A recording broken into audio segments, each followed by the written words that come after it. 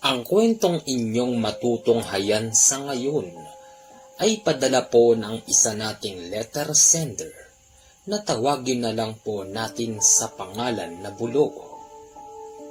Magandang araw po sa iyo, Commander.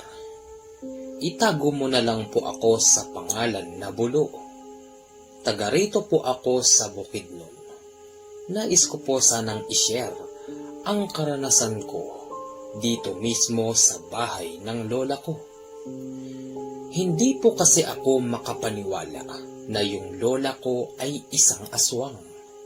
Ganito po, sisimulan ko na ang kwento.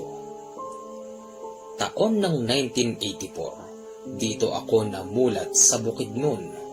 Dito mismo sa bahay ng lola ko ako lumaki dahil wala na raw po yung aking mga magulang base sa kwento ng lola ko.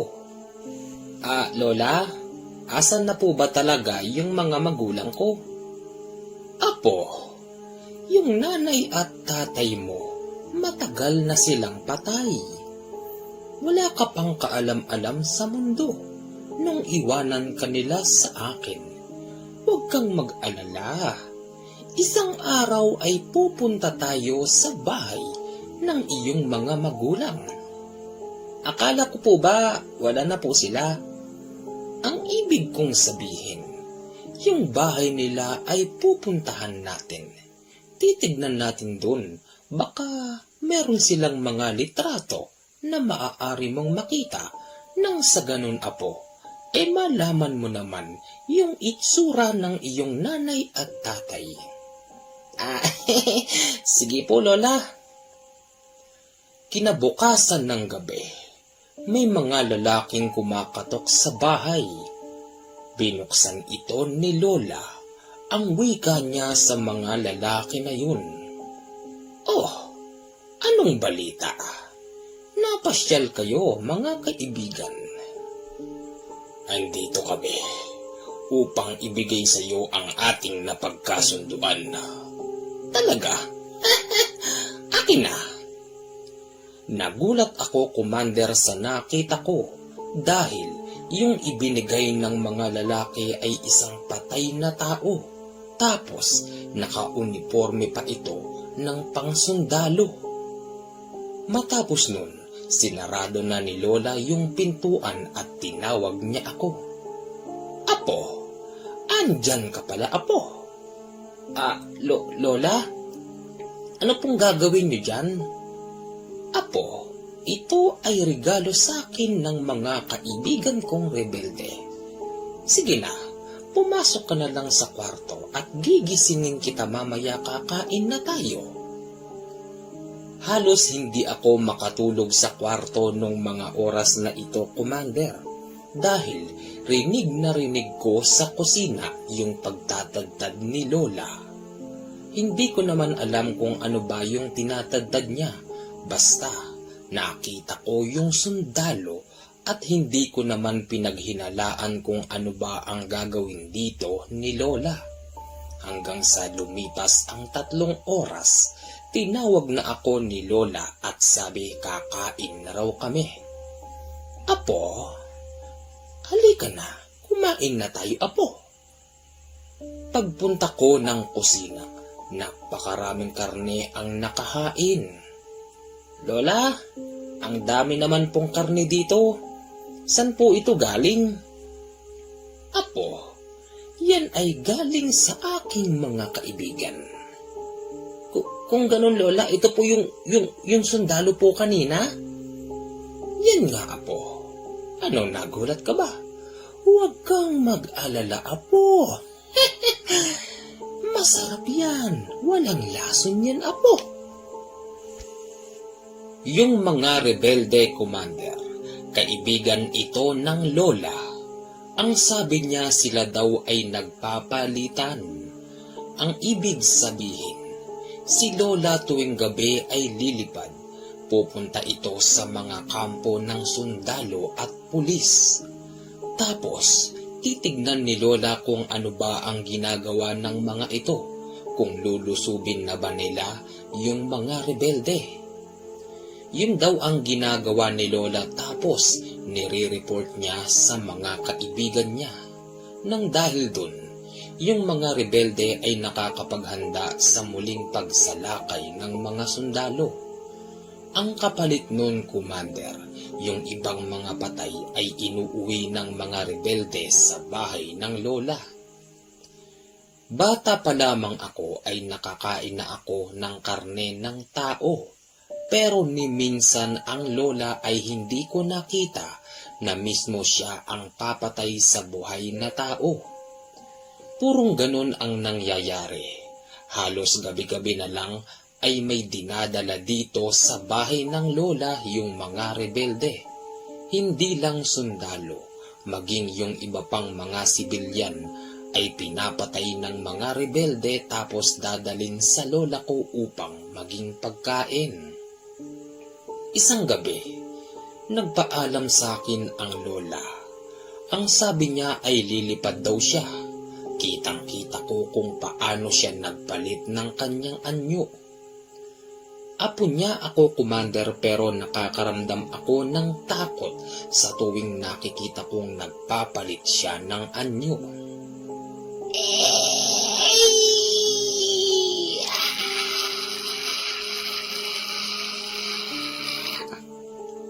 Gumaganon si lola kapag nagpapalit ng anyo hanggang sa hindi ko na makayanan yung nakikita ko kaya ako nagtatatakbo sa kwarto. Makalipas lang ang 2 oras ay bumalik na si lola tapos ang sabi niya, "Apo, gising ka pa, Apo?" "Lola, natatakot naman po ako sa inyo." "Apo, hindi kita aanuhin. Ikaw ang pinakamamahal ko, Apo." Bukas na bukas, meron tayong masarap na pagkain." Lola, saan po ba kayo nagpunta?" "Ang sabi kasi sa akin ng mga kaibigan kong rebelde, pumunta ako sa lugar na yun dahil merong isang taong nagsisiga-sigaan doon at nangungutong sa mga nagtitinda doon. Bukas na bukas ay wala na yung tao na yun." Tuwang-tuwa si lola sa mga sinasabi niya habang ako ay nakakaramdam na ng matinding takot. Mas lalo pa akong natakot, Commander, nung akapin ako ni lola sabay sabing, "Apo, masarap ba kumain ng tao?" Matapos nun ay natulog na siya. Nung makatulog na siya ay umalis ako sa kanyang tabi. Nagulat ako, Commander, paglabas ko ng kwarto dahil nakita mismo ng 2 mga mata ko yung kaluluwa ng sundalo na niluto ni lola. Takot na takot ako nung mga oras na ito. Ang pinagtatakahan ko lang, hindi ako makagalaw at hindi ako makasigaw hanggang sa unti-unting lumapit sa akin yung kaluluwa. Napakasama ng titig nito sa akin at nagsasalita ito pero hindi ko marinig yung sinasabi niya hanggang sa nawalan ako ng malay. Paggising ko ay umaga na pala. Ang wika ni lola, "Apo, ba't ka natulog sa sahig? Ha? Hindi mo ko tinabihan." Lola, kasi po iihi lang sana ako kagabi nung makatulog po kayo. Kaya lang po paglabas ko nakakita po ako ng multo." Multo? Sa bagay, sa dami ng kinarne ko ditong mga tao, malamang yung mga multo nila ay naririto na. Huwag kang matakot sa kanila, Apo. Bibigyan kita ng pangontra. May ibinigay sa akin si lola na telang pula. Maliit lang yon kung tutuusin na halos kasing laki lang ng bahay ng posporo. Sa loob nun, Commander, ay may nakakapa ako na mga matitigas na bagay. Hindi ko naman alam kung ano ba yung mga nandun hanggang sa tinanong ko kay lola, "Lola, ano po ba tong nakalagay dito?" Yan apo ay mga pangontra sa mga kaluluwa na pagala-gala sa loob ng bahay natin. Ano po ba to? Huwag mo nang alamin apo, basta isuot mo na lang. Lola, naniniwala din po pala kayo sa mga multo? Oo naman apo, kasi alam mo, ako ay isang aswang. Lahat ng klase ng mga nilalang ng kadiliman ay pinaniniwalaan ko. Hindi porket ako ay isang aswang, ay hindi ako matatakot sa mga yan. Hindi porket aswang ako, hindi na tayo pwedeng galawin ng mga kaluluwa, maging ang mga maligno apo. Kung ganun po pala lola, kahit kapwa nyo po na nasa ganyang lugar, kinakalaban din po ba kayo ng mga kalahi nyo? Apo, kung alam mo lang ang aking pinagmulan, baka magulat ka apo. Tinanong ko kay lola kung ano ba yung pinagmulan niya. Ganito yung naging kwento niya, Commander. Si lola nung dalaga ay naroroon sa isang probinsyang kilala na tirahan ng mga aswang. Si lola noon ay pinapakasal sa kaparehas niya ang lahi. Kaya lamang Commander hindi niya ito gusto dahil yung puso ni lola ay naroroon sa isang taong hindi nila kalahi hanggang sa ginawa ni lola, tinakasan niya yung mga kalahi niya. Sumama si lola sa isang tao na iniibig niya hanggang si lola ay nabuntis ng tao na ito. Yung tao na yun ay walang kaalam-alam na si lola pala ay isang aswang. Si lola nagbunga ng isang anak.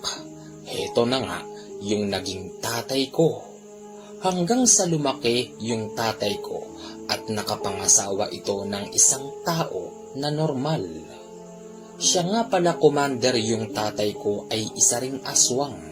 At ang kwento ng lola, yung tatay ko at yung nanay ko ay kinitil ang buhay ng kalahi niyang mga aswang. Nung mga panahon na yun, ako naman ay bagong panganak. Ayon pa kay lola, hindi raw matatakasan ni lola ang tadhana ng buhay niya. Kung saan daw siya lumaki, kung saan siya nabubuhay ay doon din daw siya mamamatay. Dagdag pa ng lola, lahat daw ng magiging anak niya o magiging apo niya ay kikitilin ng mga kalahi niya ang buhay.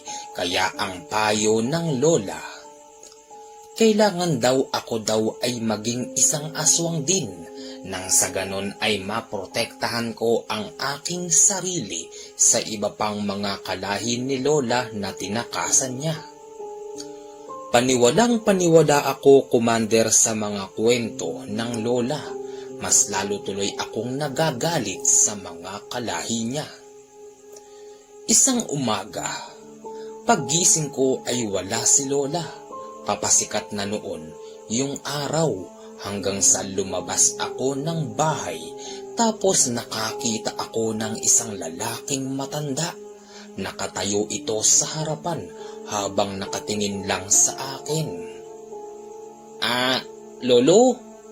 Ano pong ginagawa niyo po rito? Sino po kayo? Lumapit yung matanda na yun. Tapos nagsalita siya ng, Iho, magandang araw sa'yo. Diyan ka ba nakatira? Opo lolo, bakit po? Iho, kung ako sa'yo ay umalis ka na dyan. Bakit po? Dito po ako lumaki. Ay nako, bata ka pa kasi at hindi mo alam ang katotohanan.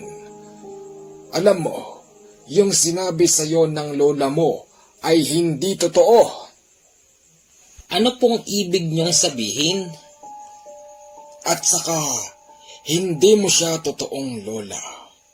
Ang totoo mong mga magulang ay nag-aantay na sa'yo. Halika, sumama ka sa akin, iho. Yung kamay ng matandang lalaki ay pilit niyang inaabot sa akin. Hindi ko naman malaman sa sarili ko, Commander, tila ba gustong sumama ng katawan ko sa matandang yun. Akala mo ay na-hypnotize ako hanggang sa ako mismo ang nagkusa na lumapit sa matanda. Nagulat ako, Commander. Paghawak ko sa kanya ay napunta kami sa isang bahay na luma sa gitna ng kagubatan. Bakit po tayo napunta rito? Tsaka, bakit niyo po ako dinala rito? Iho, ang bahay na ito, dito nakatira ang iyong mga magulang. Halika, pumasok tayo sa loob. Pagpasok namin sa loob, dito ako nakakita ng isang batang maliit pa sa akin. Tapos, isang babae at lalaki. Lumapit sa akin yung mga yun tapos inakap ako sabay sabing, "Anak, mabuti naman anak, bumalik ka na." Umiiyak pa yung babae habang yung lalaki ay inaakap din ako. Hindi nagtagal, Commander, nakaramdam ako ng malakas na pagsapok sa aking muka. Dito ako natauhan dahil yung mga nakita ko ay panaginip lang pala. Pagdilat ko ay bumungad sa akin yung lola ko. Galit na galit ito sa akin at sinasabi niya, "Ano ba, bulo? Kanina pa kita ginigising. Ito ang tandaan mo. Yung panaginip mo ay hindi totoo. Ako ang tunay mong lola. Naiintindihan mo?" Napaisip ako, Commander. Tila ba alam ng lola ko yung mga naging panaginip ko? Dahil hindi pa man ako nakakatayo sa higaan ay yun na agad yung sinabi niya. Simula ng araw na yun ay hinigpitan ako ng lola. Ayaw na ayaw niyang nakikipag-usap ako kahit kanino sa mga tao doon. Kahit malayo yung bahay ng lola sa iba pang mga bahay, palagi niya akong sinasabihan na wag akong makikipag-usap sa iba kung ayaw ko daw na ikulong niya ako habang buhay sa bahay niya. Isang gabi, dumating na naman yung mga rebelde, pero wala silang dala na kahit na ano. Yung mga rebelde na ito ay galit na galit sa lola ko dahil base sa mga naririnig ko, mali daw yung ibinigay na impormasyon ng lola sa mga rebelde. "Asan ang matanda rito? Lumabas ka nga dyan." Nagpapaputok pa sila ng baril. Tila ba wala silang takot, Commander, hanggang sa lumabas yung lola. "Bakit? Anong problema, kaibigan?" May sasabihin pa sana yung lola ko nang bigla siyang paluin ng baril ng isa sa mga rebelde, sabay sabing, "Nang dahil sa'yo, nanagasan kami ng kasama. Mukhang pinagkanulo mo kami. Ngayon, ipatitikim namin sa'yo ang matinding parusa." Si lola ay tinorture ng mga rebelde. Walang nagawa si lola maging ako. Sinasabi pa ng mga yun, "Bata, ganito ang gagawin namin sa lola mo dahil ang lola mo ay isang traidor." Si lola, bago nila iwanan ay dugo-dugo ang kanyang buong katawan. Tapos, ang wika pa ng lola, "Apo, hindi ako mamamatay, Apo." Gumaganon si lola tapos dumalabas yung dila niya. Sa dila niya ay biglang may nagpakita na kulay itim na para bang bolang maliit.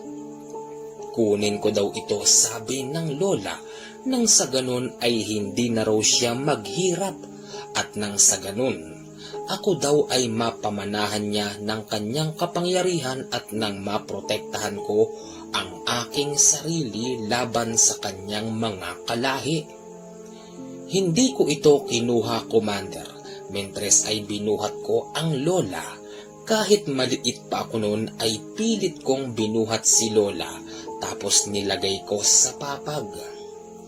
Ginagamot ko yung mga sugat ng lola sa pamamagitan ng kanyang langis na nakalagay doon sa kanyang dasalan. Yes, Commander, yung lola ko po ay nagdadasal din po sa Panginoon kasi hindi po lahat ng aswang ay hindi naniniwala sa Ama. Hanggang sa dumating na ang araw, yung lola ko po ay tuluyan ng gumaling. Pagkagaling pa lang ng lola, sinabi niya agad sa akin na hindi siya papayag na hindi siya makakagante sa mga taong gumawa sa kanya nun. Kabilin-bilinan ng lola. Aalis daw siya, matagal daw siyang babalik, wag na wag daw akong makikipag-usap kahit kanino, at kung sakaling bumalik pa daw yung mga rebelde ay gamitin ko lang daw yung ibinigay niya sa akin na pangontra sa multo. Dahil yung binigay daw niya, hindi lang daw basta multo ang kayang takutin nito, maging yung mga rebelde at yung iba pa niyang mga kalahi. Pag-alis ng lola, lumipas ang buong 1 linggo ay hindi ito nagpakita sa akin hanggang sa ako na mismo, Commander, ang nakasaksi sa pagpunta ng mga rebelde at tinorture nila ako. Bata, sabihin mo, nasan yung lola mo? Hindi ko po alam. Tigilan niyo na po ako. Iyak ako ng iyak, Commander. Sa mga oras na ito, tila ba hindi na ako naniniwala sa sinasabi ni Lola na proteksyon sa mga rebelde maging sa multo, hanggang sa sumakit yung buong katawan ko dahil walang tigil ang pagpalo nila sa akin ng mga mahahabang baril. Pag-alis nila, may isang grupo naman ng mga kalalakihan ang dumating. Heto pala ay mga sundalo. Paglapit ng mga sundalo sa akin, madali nila akong pinulot dahil nakalagpak ako sa sahig. Oh, iho, anong nangyari sa'yo? Men, buhatin yung bata, dalhin sa kampo ng malapatan ng Lunas. Yung mga sundalo na ito, Commander, ay dinala ako sa kanilang kampo. Sa unang pagkakataon, ngayon pa lamang ako nakalayo ng ganun kalayo sa bahay ng lola. Habang ako ay naroroon, kinakausap ako ng isa sa mga sundalo kung sino ba yung mga taong namataan nila sa bahay namin. Kasi habang sila ay tinotorture ako, yung iba naman ay nagpapaputok pa ng baril. Iho, ano bang nangyari sa'yo, bata? Tsaka, sino ba yung mga tao na yun? Bakit mukhang malaki ang galit nila sa'yo? Maging yung bata na katulad mo, hindi man lang nila pinapatawad. Ano ba nangyari, ha? Gusto ko man aminin ang totoo sa mga sundalo pero hindi ko magawa, Commander. Maaaring hindi nila ako paniwalaan sa sasabihin ko. Kaya ang kinatuwiran ko, Sir, yung mga yun po kasi dumaan sa amin tapos nanghihingi po ng pagkain, wala naman po akong maibigay. Nag-iisa lang po kasi ako sa bahay ng lola. Lola? Asan yung lola mo? Umalis po Matagal na pong hindi bumabalik. Wala na nga po akong pagkain. Kaya pala ang payat mo Sa tagal ko doon sa kanilang kampo, wala akong ibinigay sa kanila na anumang impormasyon tungkol sa lola ko. Hanggang sa umuwi na ako sa bahay, pagdating ko doon ay naroroon yung lola ko. Gulat na gulat ako sa nakita ko, Commander, dahil yung lola ko ay may hawak na matabang kutsilyo at walang tigil ang pagtatadtad nito sa isang tao na walang ulo. Lola? Ano pong ginagawa nyo? Andyan ka na pala, Bulo. Hindi ba sabi ko sa'yo, Apo, gaganti ako? Saan ka nang galing? Saan ka nang galing, Apo? Nanlilisik yung mga mata ng lola. Galit na galit ito, Commander. Sinabi ko sa kanya yung totoo, na yung mga rebelde ay pinuntahan ako tapos tinorture nila ako hanggang sa dumating yung mga sundalo at kinuha ako dito. Nung marinig yun ng lola, medyo kumalma siya ng konti hanggang sa binaling niya yung galit niya sa tinatadtad niyang tao. Hindi ako makakapayag. Nagaganunin niyo ako. Gaganti ako. Paulit-ulit na ganon ang sinasabi ng lola hanggang sa natapos siyang magtadtad. Yung malaki niyang kawa sa loob ng bahay ay napuno ng karne ng mga tao. Hindi niya hinugasan yung laman. Matapos nun ay inilagay niya sa kawa at diniretsyong pakuluan. Apo, igayak mo ang mga gamit mo. Aalis tayo rito, Apo. Hindi tayo pwedeng magtagal dito dahil masusundan tayo ng mga yon. Nung araw na yon, Commander, ginayak ko lahat ng aking mga gamit. Matapos kaming kumain, nilisan namin yung kubo. Pero hindi pala kami makakatakas sa mga rebelde. Dahil nung andoon na kami sa gitna ng kagubatan, hinarang kami ng mga ito.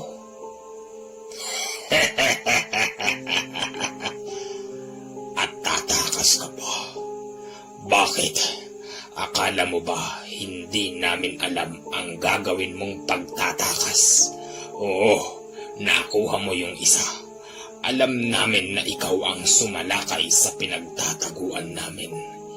Carmelita, huwag ka nang tumakas pa dahil ikaw at ang apo mo ay papatayin namin. Sige mga kasama, patayin ang mga to. Ang ginawa nila, Commander, itinali nila kami sa isang puno. Matapos nun ay pagbababarilin na sana kami ng mga ito nung biglang nakarinig kami ng malalakas na putok mula sa kanan. Paglingon namin, mga sundalo pala ito. Naggera yung sundalo tapos yung mga rebelde hanggang sa nakawala kami ng lola.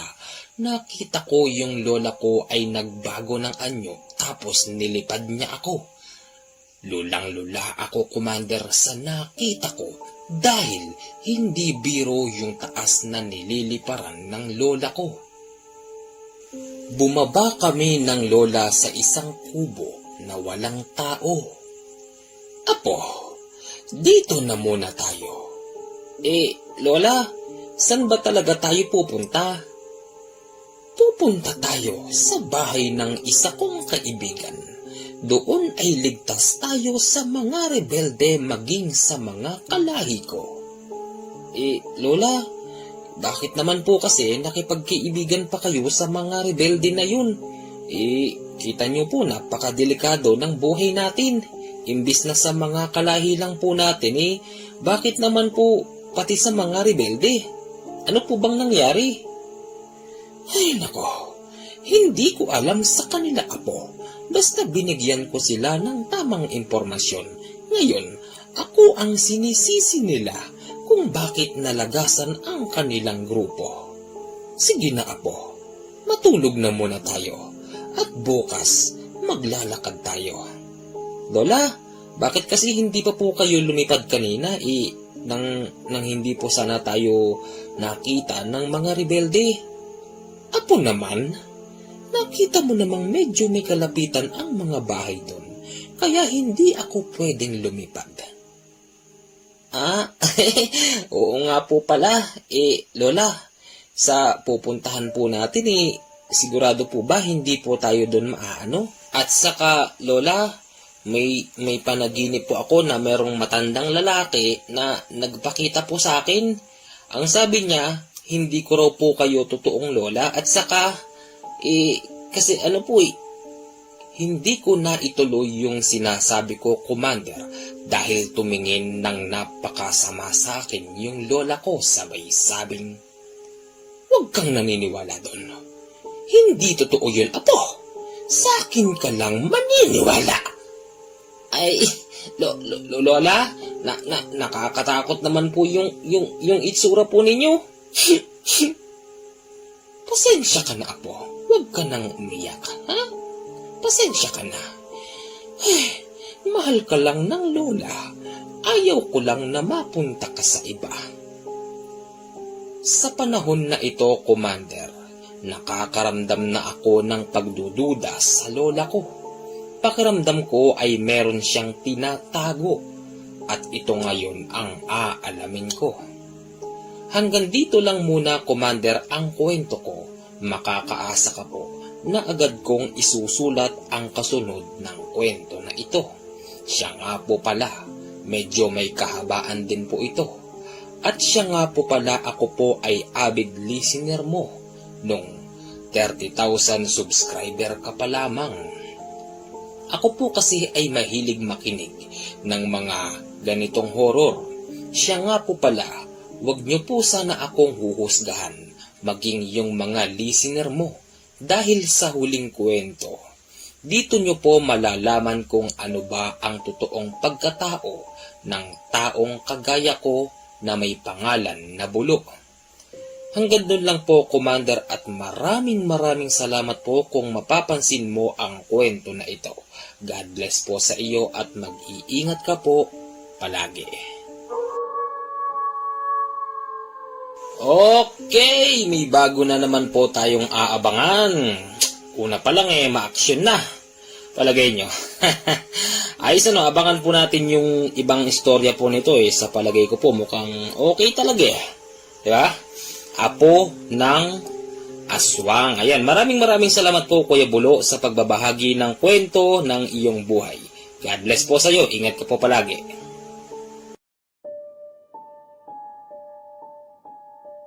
Lola, kanino po bang bahay to? Bahay ito ng aking kaibigan, Apo. Matulog muna tayo. Paggising ko, Commander, nagulat ako dahil sa paahan ng aking higaan ay merong lalaking nakatayo. Lola, may tao po. Carmelita, mabuti naman at sa akin ka pumunta. Oh, salamat at hinayaan mo kaming pumasok sa iyong bahay. Anong nangyari sa iyo, Carmelita? Mukhang hinahabol kayo ng mga rebelde. Oo nga hindi ko alam sa mga kaibigan kong rebelde kung bakit sila nagkaganon. Akala siguro ng mga ito tinatraidor ko na sila. Carmelita, una pa lang ay sinabi ko na sa iyo na huwag kang magtitiwala sa mga rebelde. Wala kang dapat na pagkatiwalaan kung hindi ako na kaibigan mo, Carmelita. Sige, maraming salamat sa iyo, Isyong. Apo, siya ang Tito Isyong mo. Tito?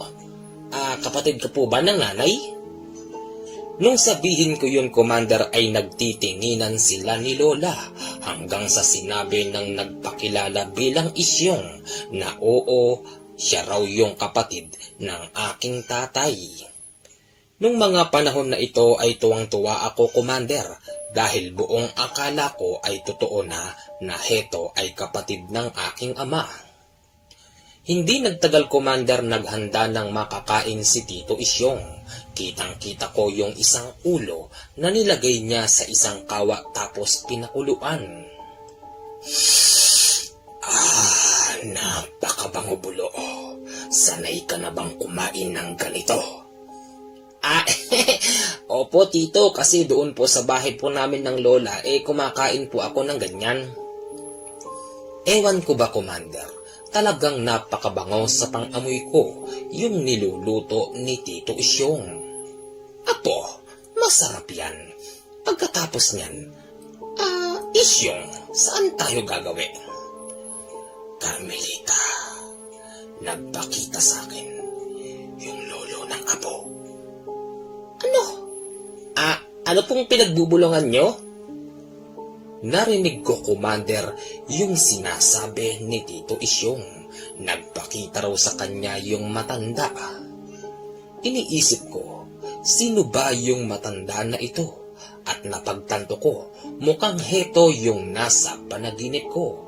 Hanggang sa si Lola at si Tito Isyong, lumayo silang dalawa tapos nagtago sa likod. Sinundan ko silang dalawa.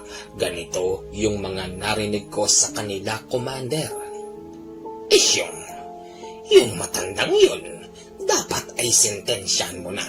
Hindi ako makakapayag na yung apo ko na si Bulo ay kukunin niya sa akin. Alam mo, Isyong, na si Bulo ang magsasalba sa ating lahi. Carmelita, huwag kang mag-alala. Sinisimulan ko na tanggalan ng memorya ang tunay na magulang ni Bulo. Magaling! Magaling! Tama yung ginagawa mo. Sige, bumalik na tayo doon at baka mahalata pa tayo ng apo ko. Pagbalik nila, Commander, ako ito, kunwaring walang narinig. Nagpapatay mali siya ako sa mga narinig ko dahil sa palagay ko ay marami pa akong hindi nalalaman sa mga tinatago nilang sekreto. Nung kumain kami, Commander, nawawalan ako ng gana dahil yung ulo ng tao na nasa harapan ko ay nakaluwa ang mata. Bulo, kumain ka na. Masarap yan. Oo nga, apo. Sige na, kumain ka na. Lola? Baka po hindi mo na ako makakain? Kasi busog po ako eh. Lumabas muna ako ng bahay. Paglabas ko, Commander, nakita ko mismo yung matanda sa panaginip ko. Kinusot-kusot ko pa yung aking mga mata dahil iniisip ko nung una na baka guni-guni lang ito. Pero nagsalita siya sa akin ng, Apo, Bulo, halika apo. Sumama ka na sa akin. Dadalhin kita sa tunay mong mga magulang. Ako ang tunay mong lolo at hindi mo lola si Carmelita. Halika apo, lumapit ka sa akin.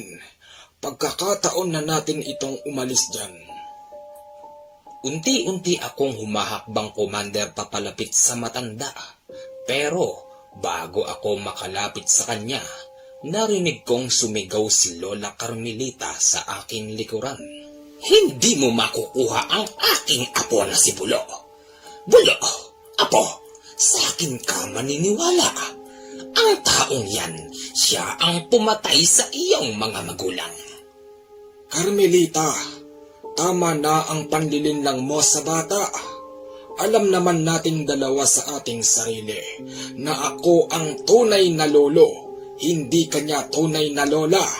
Isa kang aswang at ang aking apo na si Bulo ay pilit mong ginagawang aswang. Apo ko, halika na, sumama ka sa akin. Hindi nakapagpigil si Lola, sinugod niya itong matanda na ito. Sige Carmelita, gawin mo ang iyong nais. Hahayaan lang kita.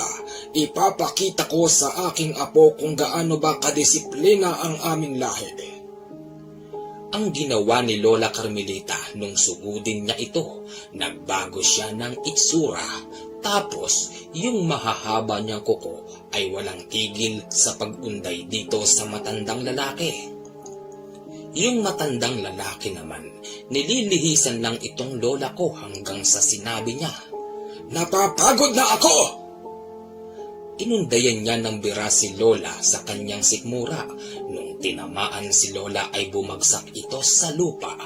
Tinapakan ng matandang lalaki na yun yung lola ko sa tiyan. Tapos, ang sabi ko sa iyo, Carmelita, kukunin ko na ang apo ko. Ano bang dahilan mo at bakit inagaw mo ang apo ko? Pag nakawala ako rito, Sinisigurado ko sa'yo na babawi ako. Hindi ka na makakabawi dyan. Habang si Lola ay tinatapakan sa sikmura ng matandang lalaki, si Tito Isyong naman ay sumugod din habang may dala ito na isang matulis na palakol. Wala siyang tigil ng paghahampasin niya ng palakol yung matandang lalaki. Nililihisan lang siya at nung masangga ng lalaking yun yung palakol, ang wika nito kay Tito Isyong. Isa ka pa. Wala talaga kayong kadala-dala. Baka nakakalimutan nyo. Ako ay isang albularyo. Apo ko ang inyong kinukuha. Hindi tama yung ginagawa nyo. Bumalik na kayo sa lahi nyong tinalikuran nyo. Dito ko napagtanto, Commander, na mukhang totoo yung sinasabi ng matandang lalaki. Kaya ako na mismo ang pumagitna sa kanila. Tito Isyong? Lola? Totoo po ba yung sinasabi ng lalaki na to? Binitawan ng lalaki na yun si Lolo sa kanyang pagkakatapak sa sikmura nito. Tumayo si Lola at nagwika ng, "Bulo, Apo, nakakalungkot mang isipin. Sige, aaminin ko sa iyo. Hindi kita tunay na apo. Kaya ko lang naman nagawa na kunin ka sa iyong tunay na pamilya. Dahil nakita ko sa iyo ang pagkatao mo. Ikaw ang siyang magsasalba sa akin, Apo. Pero kahit na, dapat po, hindi niyo po ako dun kinuha para namang tinanggalan niyo ako ng kaligayahan." Totoo yan. Talagang tinanggalan kanila ng kaligayahan. Hoy Carmelita, yung away nating dalawa, bakit yung apo ko ay dinadamay mo? Kinuha mo ang apo ko sa aking anak nang walang kaalam-alam.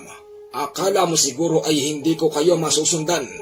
Maliit pa lang ang apo ko na si Bulo. Sinusundan ko na yan. Kumukuha lang ako ng tamang pagkakataon at kung sakaling siya ay lalasunin mo ng pagiging aswang, hindi ako makakapayag. Hindi ka ba nagtataka, Carmelita, sa dami ng pinakain mo sa kanya na merong ritual mo? Ni minsan at kahit isang beses ay hindi ito tumalab sa kanya. Alam ko na kinukontra mo. Kaya nga galit na galit ako sa'yo. Buti naman, dahil mahal ko ang aking apo, hindi mo katulad gusto mo siyang maging aswang upang maisalba ang iyong buhay sa mga kalahi mo na tinalikuran mo. Apo, halika na, sumama ka sa akin. Ako ang tunay mong pamilya. Pasensya na po kayo ha.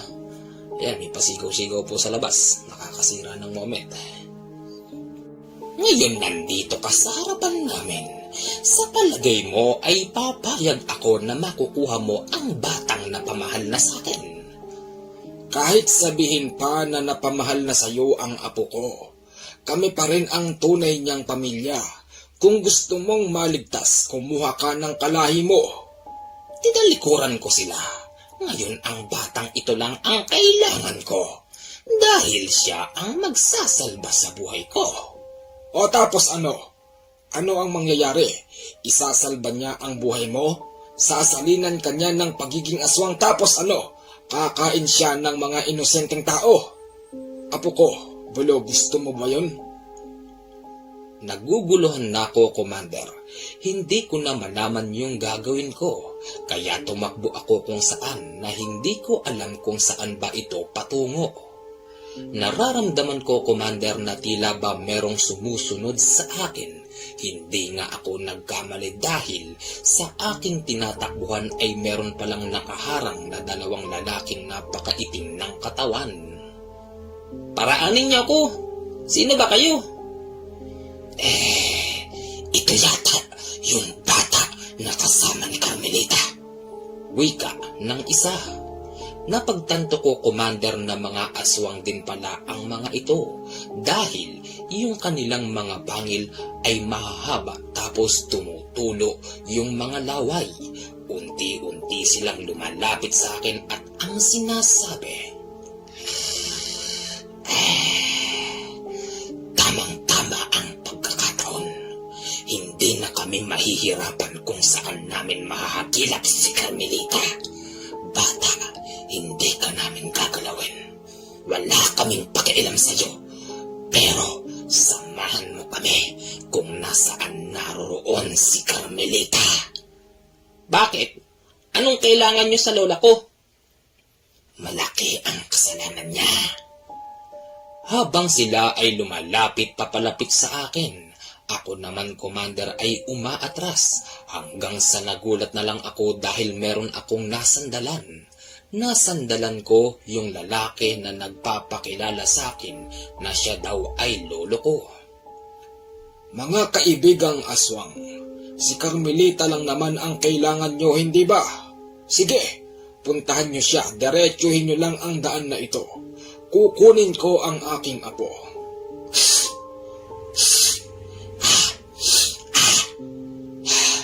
Anong meron sa'yo, matanda? Mukhang malakas ang gamit mo. Tamang-tama, kukunin ko ang bertud mo sa katawan. Ay nako, pati ba naman kayo ay gusto pa akong labanan? Kung si Carmelita lang naman ang inyong naisigihan doon, kuhanin nyo, patayin nyo kung gusto nyo.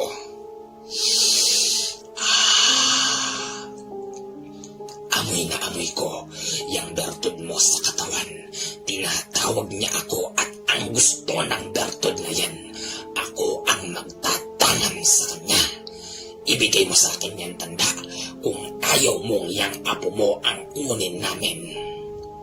Bago mo makuha ang aking apo, bago mo makuha ang bertud ko sa katawan, sisiguraduhin ko sa iyo na isa sa atin ang mamamatay. Paano yan? Meron pa akong kasama. Ang siyang bertud na yan ang muling magbibigay ng buhay sa pamilya namin. Ganon. O sige, marami ka pang sinasabi.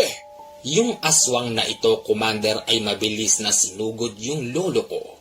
Tapos, yung dila niya ay humaba at pumalupot sa liig ng lolo ko.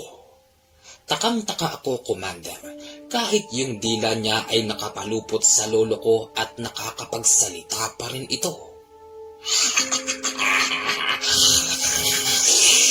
Akin na ang bertud mo. Hindi ko ito ibibigay sa iyo. Yung lolo ko tila ba hirap na ito sa paghinga dahil yun ngang mahabang dila ng aswang na ito ay nakapalupot sa lolo ko hanggang sa ako na ang gumawa ng paraan, Commander. Pumulot ako ng kahoy na kaya kong ihampas doon sa aswang na ito. Hinampas ko yung ulo niya, kaya niya nabitawan yung lolo ko. Apo, tumabi ka. Ipapakita ko lang dito sa mga aswang na ito kung sino ba talaga ako.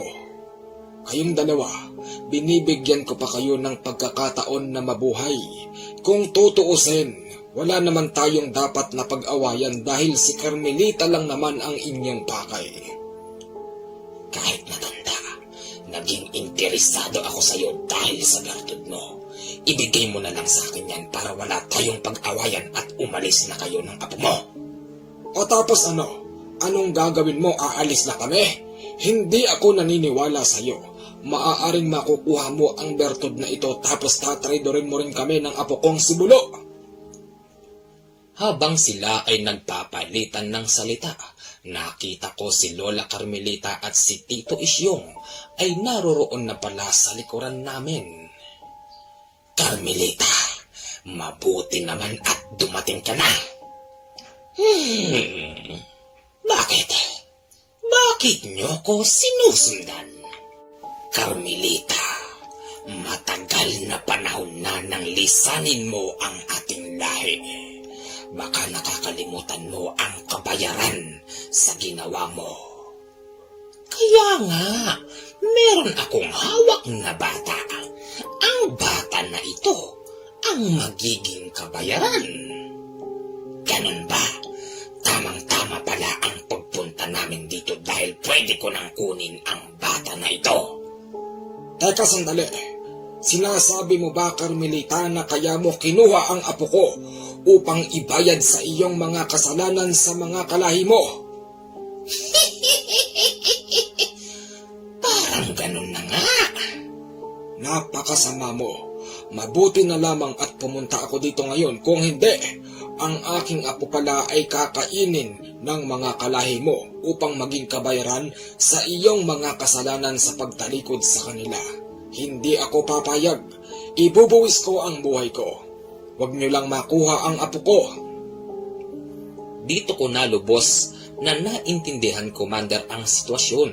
Yung lola ko pala na nagpapakilala na ako daw ay apo niya ay plano niyang gawing alay sa kanyang mga kalahi. Madali akong lumapit sa lolo ko. Sinabi ko sa lolo ko na huwag niya akong ibibigay kay Lola Carmelita tapos sa iba pang mga aswang. Sige apo ko, dito ka sa aking likuran. Kahit anong mangyari, huwag kang aalis dyan. Pinaikutan kami ng mga aswang. Yung lolo ko naman, meron siyang dalang sako noon. Lolo, ano po ito? Kinuha ng lolo ko yung nakalagay sa sako. Tapos, nung ilabas niya ito, dito tumambad sa akin yung dalawang buntot pagi. Tapos, sa gilid ng mga buntot pagi ay punong-puno ito ng mga matutulis na kung ano.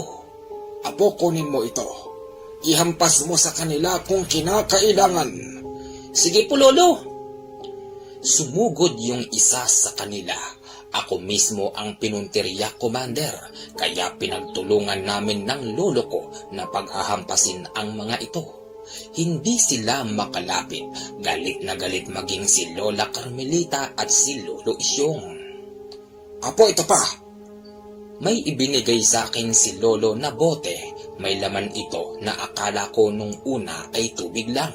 Pero hindi pala, Commander, dahil ang laman nito ay isang lana. Nung buhusan ko yung mga aswang ay kitang-kita ko na yung mga balat nila ay umuusok. Sige apo, huwag mo silang tigilan. Halika, lumapit ka sa akin. Hinampas ni Lolo si Lola Carmelita. Nung tamaan yung likod nito ay kita kong pumupusit-sit yung dugo niya. Si Lolo Isyong naman ay hindi makalapit habang nakikita ko yung napakapangit niyang muka. Yung isa pang kasama nilang aswang, nakatayo lang ito tapos pinagmamasdan ang laban. O ikaw, ano pang ginagawa mo? Bakit hindi mo tulungan yang mga kalahi mo? Nagsalita yung lalaki na yun. Ang wika niya. Wala akong pakialam dyan. Hindi ako dapat makipaglaban sa inyo. Dahil ako lang naman ang anak ng namumuno sa aming tribo. Hindi ako dapat makipaglaban dahil ang batang ito ay kukunin ng kasama ko upang ibigay sa akin at para maging siyang hapunan ko. Hindi na mangyayari yan, Ginoo, dahil lahat ng mga aliporis mo ay papatayin namin. Yung mga aswang na ito, walang tigil sa balak na kuhanin ako, kaya wala ring tigil ang ginagawa namin ng lolo na paghahampasin sila at hagisan ng langis na lana. Nung mabwisit na si lolo, dahil tila ba ayaw talaga nilang tumigil, ang ginawa ni lolo, nilabas niya ang kanyang trespiko na gawa lamang sa kahoy. Nung makita ito ni Lola Carmelita, tila ba nasilaw ito tapos ang sabi niya, dinadaya mo kami! Itago mo yan! Itago mo! Hindi maaari. Ito na ang aking alas, Carmelita. Kung hindi kayo nasisindak sa aking makapangyarihang buntot pagi na punong-puno ng usal, pwes, heto na ang huling laban. Yung trespiko na gawa sa kahoy, Commander, hinawakan ng lolo ko sa kanyang kamao. Yung isa namang buntot pagi ay ibinigay niya sa akin. Bilin niya, ihampas ko raw ito sa mga aswang na magtatangka na lumapit sa akin. Nung nasa kamaunan ni Lolo yung kanyang trespiko na kahoy, inihipan niya ito ng 3 beses at nung makita ko yung mga aswang habang nakatingin dito, nang lalaki yung mga mata nila at umaatras paunti-unti. Carmelita, Isyong at kayong dalawa, binibigyan ko pa kayo ng pagkakataon. Kung hindi kayo lalayas sa aming harapan ng apo ko, pues, heto na ang huling buhay nyo sa mundo.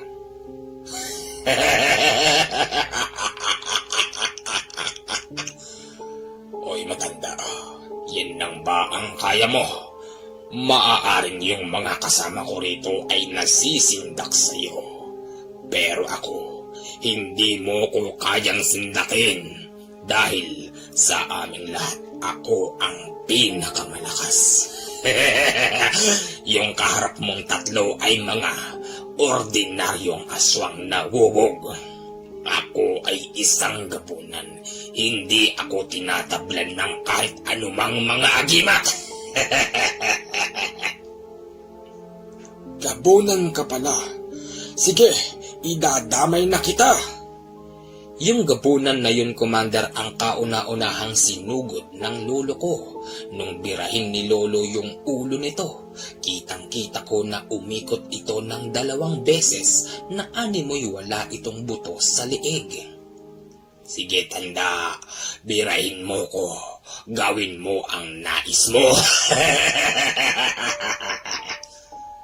Ganon nga ang ginawa ng lolo ko, Commander. Nakapagtataka yung aswang nagabunan dahil para bang goma ang buong katawan nito. Sa tuwing uundayan ni Lolo ng bira itong gabunan ay nakikita ko na yung kamay ni Lolo ay tila ba lumulusot lang sa katawan nitong gabunan na ito. Natutulala ako sa nangyayari. Hindi ko alam na unti-unti na palang lumalapit sa akin yung 3 pang mga aswang. Dinampot ako ng mga ito. Yung isa hinawakan yung buntot pagi. Nung hatakin ko ito ay naputol yung kanyang kamay nang dahil na rin sa daming mga nakalagay doon na mga matutulis na bagay. Si Lola Carmelita naman ay inakap ako. Inuuto pa ako ni Lola Carmelita dahil ang wika niya sa aking tenga. Apo, umalis na tayo. Delikado yang matandang yan. Hindi na ako naniwala sa kanya, Commander. Yung hawak kong lana ay madali kong binuhos sa mukha niya at nung malagyan yung mukha niya ay nagsisigaw ito tapos yung buong mukha niya ay nagsugat. Okay, ma-action din pala tong kwento ng apo ng aswang. Sa palagay nyo, ito ba ay makatotohanan? Ayos Pakinggan na lang po natin yung susunod na kwento. Okay, bati muna tayo. Binabati ko po si Wendell Jordan TV, Omar Lakap, Robert Vicencio, Gilbert Arañez, Maya Lori, Elieno Eliazar de la Cruz, Robert Vicencio, Aba Atender, Michael Valdez, Darwin Manalo, Jefferson Duldulaw, Sena Palmores, Rowena Sibahon, Mark Hill, Di Makulangan, Ellen Palkatan, Fernando Taong, Jeffrey Barsabal, Julius Tade, Judy Ann Kapinig. Sino ba ito? Si Miss Ancheta S. Channel. Ayan. Saan na ba? Hindi ko na po makita. Wala tayong internet. Alam niyo ba, nakakagulat yung mga kwento ng mga ganito, yung apo ng aswang, apo ng mangkukulam. Kasi meron tayong mga nalalaman na mga istorya na hindi pa natin dinadanas, di ba? Marami nga dyan mga mga nasasabi, hindi totoo yan, ganyan-ganyan. Di bahala kayo sa buhay niyo, di ba? Yun lang po at salamat po sa inyo.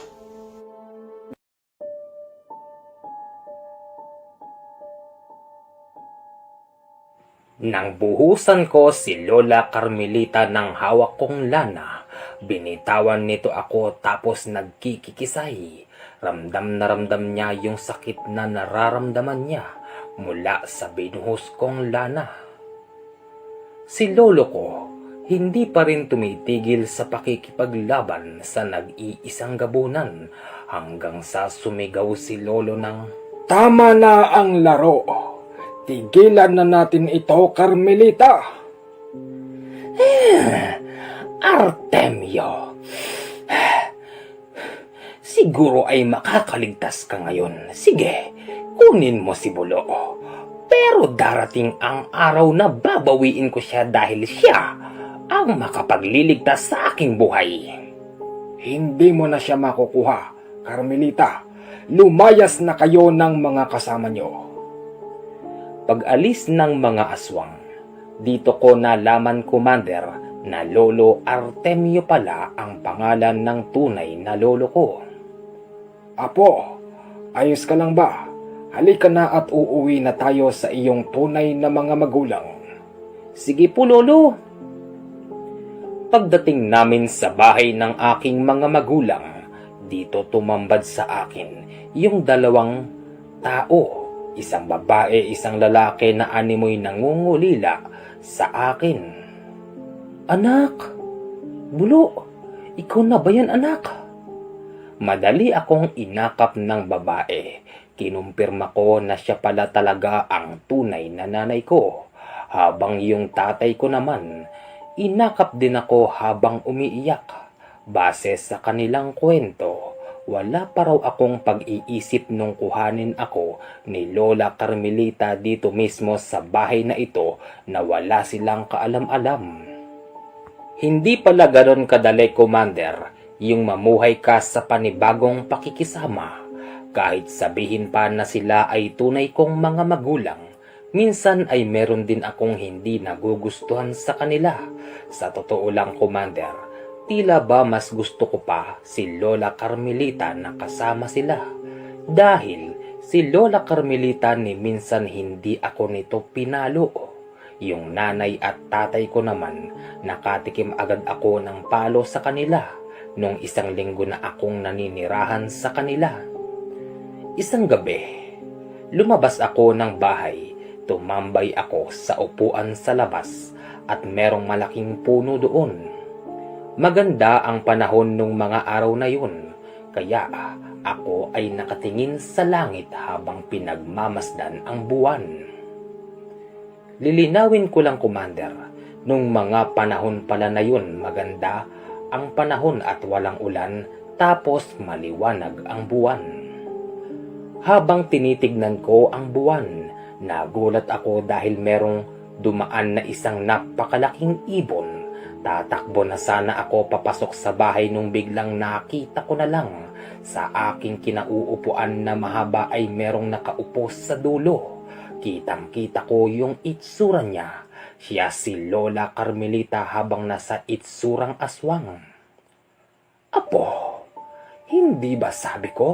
Kukunin kita kay Artemio. Sasagutin ko na sana si Lola Carmelita. Biglang sumagot naman dito yung lolo ko. Wala ka talagang kadala-dala, Carmelita. Lumayas ka na nga. Kung hindi ka pa aalis ngayon din mismo ay tatapusin ko ang buhay mo.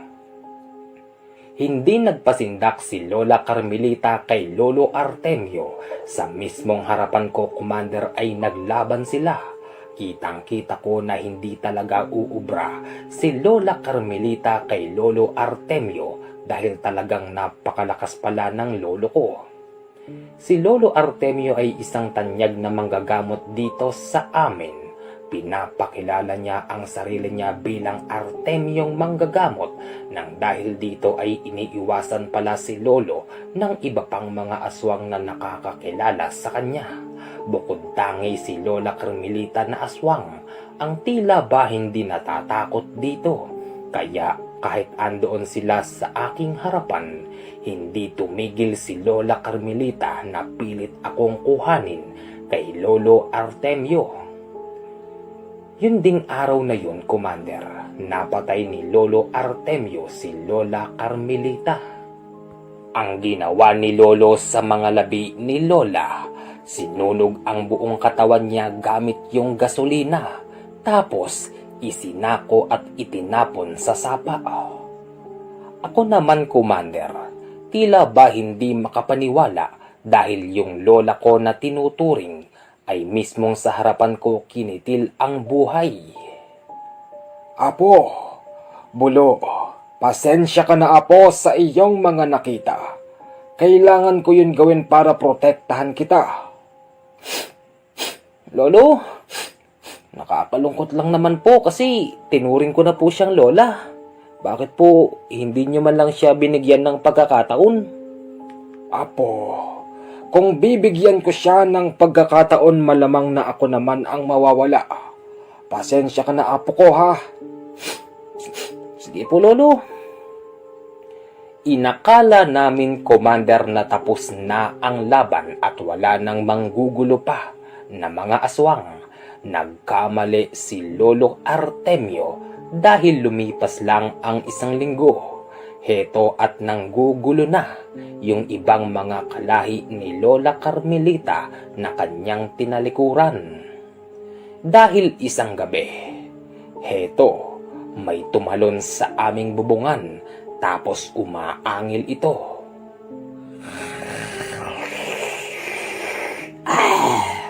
Mga kasama, dito nakatira yung matandang pumatay kay Carmelita.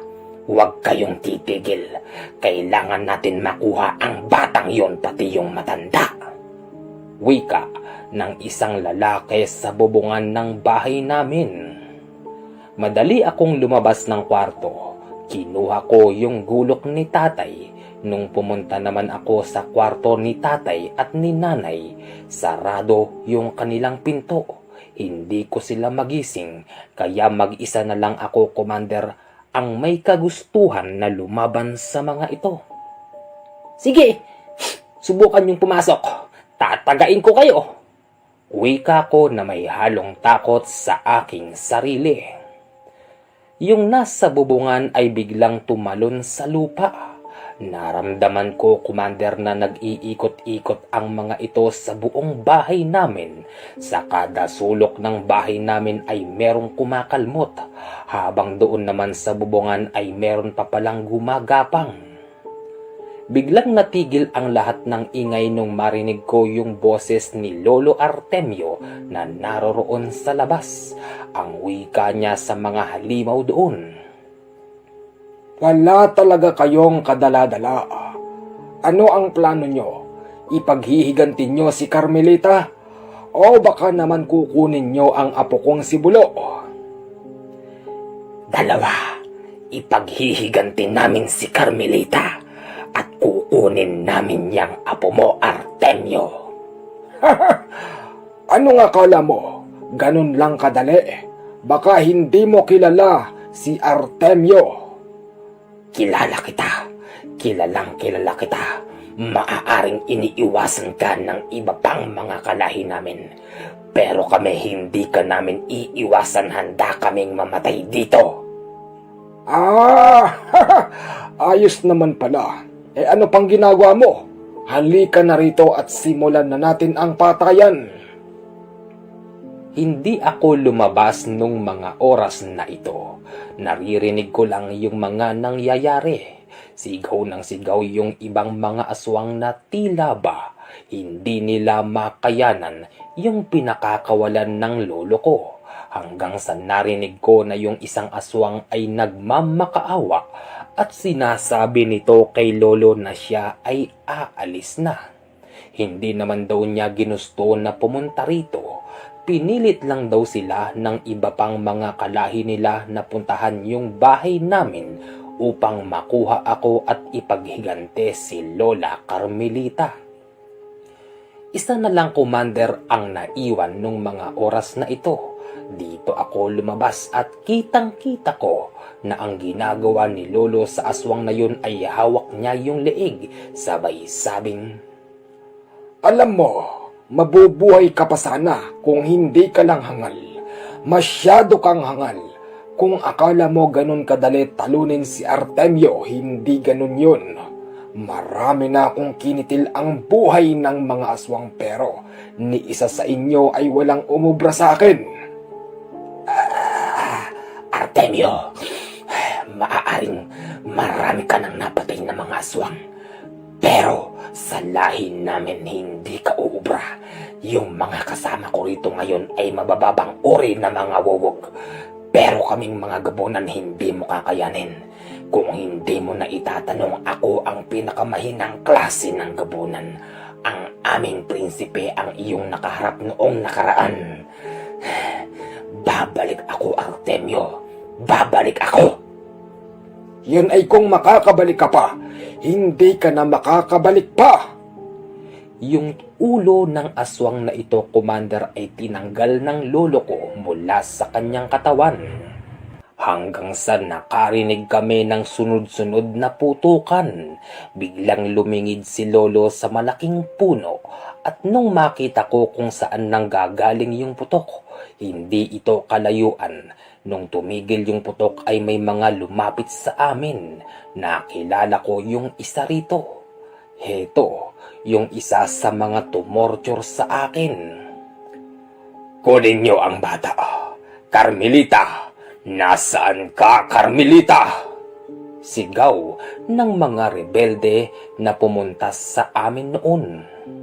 Hanapin niyo si Carmelita. Kunin ang lahat ng tao rito. Dalhin natin sa kampo at pahirapan. Wika pa niya. Dinampot nila si lolo, ako, si nanay at si tatay. Tapos dinala nila kami sa lugar na hindi namin malaman. Tinali nila kami habang si lolo ay kinakausap ng isa sa mga rebelde na bumaril sa amin. Hoy tanda, sabihin mo sa akin, saan ko matatagpuan si Carmelita? Malaki ang kasalanan niya sa amin. Ha! Si Carmelita ba ka mo? Wala na. Pinatay ko na. Ano pang problema nyo? Hindi ako naniniwala sa iyo, tanda. Wala na si Carmelita. Sa bahay namin malapit doon ay merong maliit na sapa. Doon ko lang naman tinapon ang kanyang katawan. Kunin nyo, sige. Pakawalan nyo kami at wala tayong problema.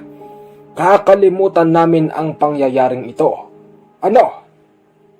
Pinaglolo ko mo ko, tanda. Hindi ako sa iyo naniniwala. Nasaan si Carmelita? Ang kulit mo naman palay. Nung sabihin yon ni lolo, madali siyang hinampas ng baril sa ulo nitong rebelde. Akala ko nawalan na ng malay si lolo pero hindi pala. Dahil bigla siyang tumawa sabay sabing, Alam mo, Ginoo, hindi naman ako tinatablan ng balay Sige, kung gusto mo barilin mo ako Tignan natin kung uubra sa akin yan. Mukhang na-insulto yung isa sa mga rebelde. Madali niyang binaril si lolo sa dibdib. Pero yung baril na ito, Commander, ay kitang-kita ko na hindi ito tumalab kay lolo. Tumalbog lang yung bala at nahulog sa lupa. Hindi mo ba alam, iho, na ako ay dating miyembro ng Tadtad? Magpahanggang sa ngayon ay meron pang mga kalahi kong Tadtad. Kayong mga bagong sibol na rebelde, kung gusto nyong subukan ang aming samahan, sige gawin nyo. Matapos nun, si lolo ay merong inuusal na hindi ko maintindihan. Hanggang sa nakarinig kami mula sa paligid, ay merong mga dumarating na mga tao. Mga kasama, meron atang mga sundalo. Kumilos kayo, patayin ang lahat ng mga yan. Sigaw ng isa sa mga rebelde. Madali itong sinagot ni lolo. Hindi yan mga sundalo. Sila ay ang aking mga kalahi na Tadtad. Naniwala na ako, Commander, na mga Tadtad ang mga dumarating. Hanggang sa nakita ko na lang na pinagbabaril ng mga rebelde yung sinasabi ni lolo na Tadtad. Kitang-kita ko, Commander, na hindi man lang lumilihis ang mga ito. Mentres ay lumalapit pa sila sa mga rebelde at tinataga nila ang lahat ng mga rebelde na malapit sa kanila. Rinig na rinig ko yung sigawan na animoy takot na takot yung mga rebelde at sinasabing hindi tinatablan ng bala yung mga dumating na kalaban. may lumapit sa amin na isang lalaki. Kinalagan kami ng mga ito. Tapos mukhang nagbibigay ng paggalang si Lolo sa isa sa mga tadtad. Maraming salamat at dumating kayo. Ubusin ang lahat ng mga rebelde. Wika ng lolo ko. Guys, pasensya na po kayo at may tumatahol na aso pagpasensya nyo na po. Tuloy po natin yung kwento. Nagtakbuhan yung mga rebelde sa sarili nilang kampo hanggang sa tumambad sa amin yung napakaraming patay. Ang sabi ng isa sa mga tadtad, Artemio, ganito na pala ang iyong sitwasyon, hindi mo pa pinapaalam sa amin. Pasensya ka na kung hindi ko agad na ipaalam sa'yo. Maraming salamat at dumating kayo. Sige, aalis na ako. Kami ng aking pamilya.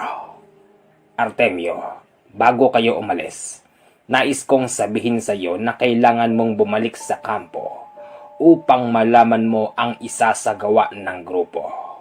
Sige, kailan yan? Sa susunod na buwan. O siya, sige, pupunta ako. Habang naglalakad kami, Commander, papalayo sa pinangyarihan, nakasalubong kami ng isang grupo ng mga sundalo. Ang sabi ng sundalo sa amin, "Sandali lang po.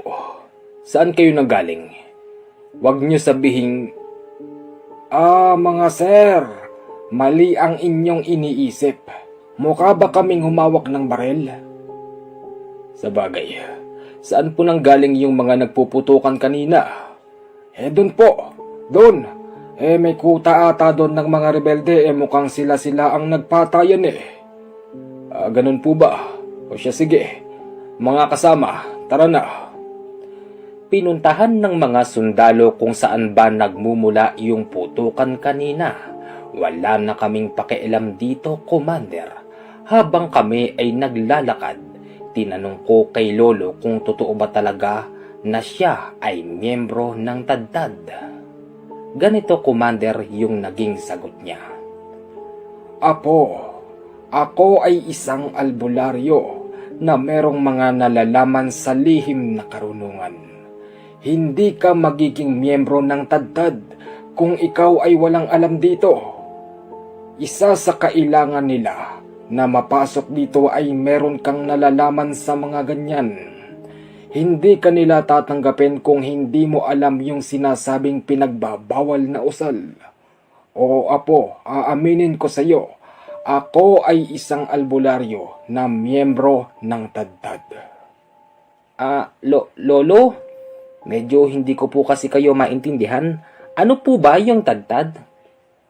Apo, kahit sabihin ko sa iyo ay hindi mo ito maiintindihan. Pasensya ka na, apo, basta itanim mo sa isip mo, ang lolo ay mabuti, hindi ako masama. At meron akong malalim na dahilan kung bakit ako sumali dito sa grupo ng tadtad. Lolo, kailan pa po ba nagsimula yung grupo ng tadtad? Mahabang panahon na ang lumipas, apo. Marami nang pinagdaanan ang grupo ng tadtad. Kami ay may mga nakakalaban na mga rebelde. Hindi lang rebelde, maging ang mga pulis at sundalo ng gobyerno. Huwag mo nang alamin, apo, kung kailan kami nagsimula at kung sino ba ang aming pinuno. Ang importante sa ngayon ay naligtas ka na, kayo ng iyong pamilya. Apo, aalis ako sa susunod na buwan. Hindi ko na maipapangako sa iyo kung ako ba ay makakabalik pa. Patawarin mo ako, apo, pero mukhang tapos na ang misyon ko rito sa aking pamilya. Nakuha na kita kay Carmelita. Bahala ka na sa buhay mo, apo. Magpakalayo-layo ka at mag-aral ka ng maigi. Hanggang dito lang, Commander, ang kwento ko sa iyo. Maraming salamat po kung mapapansin mo ang email ko sa iyo. Okay, maraming salamat po kay Kuya Bulo sa pagbibigay po ng kanyang istorya sa ating channel. Mag-iingat ka po palagi, Kuya Bulo. Bati naman po tayo. Binabati ko po si Mark Anthony Bargilla, Angelito Barot, Benson, Jeffrey Cantos, Darwin Mendoza, sino ba ito? U Gaming, Jenny B. Barrientos at si Josephine Barrientos, Tess Flores, Katkat Relucio, Alma Lipon, Love and Sadness, Bless Nabaha, Maya Lori, Noli Boy Calambas, Sophia Amor, Agimat Manggagamot at Manghihilot. Subscribe po kayo dyan. JB Natividad, Aida Aplacador, Norlin Pecache, Carlo Dolante, Ray Di Guzman, Bernard Laroso, Emmanuel Plotides, Mark Angelo Batungal, Florencia Di Guzman, Fernando Taong, Ana Punaki, Charlie Magbata, Jeffrey Bersabal, Jason Sibal, Julius Tade, Florencia Di Guzman, June Alarcon, Vicky Velarde, Ivy Estanjan, Jay Palo, Irene Laron, Milagrosa Luc, Chito Bautista, Yodski the Best, sino pa ba? Wala na, hindi ko na makita. Yun lang po at maraming salamat po sa inyo sa tumatangkilik sa aking maliit na channel. Salamat po!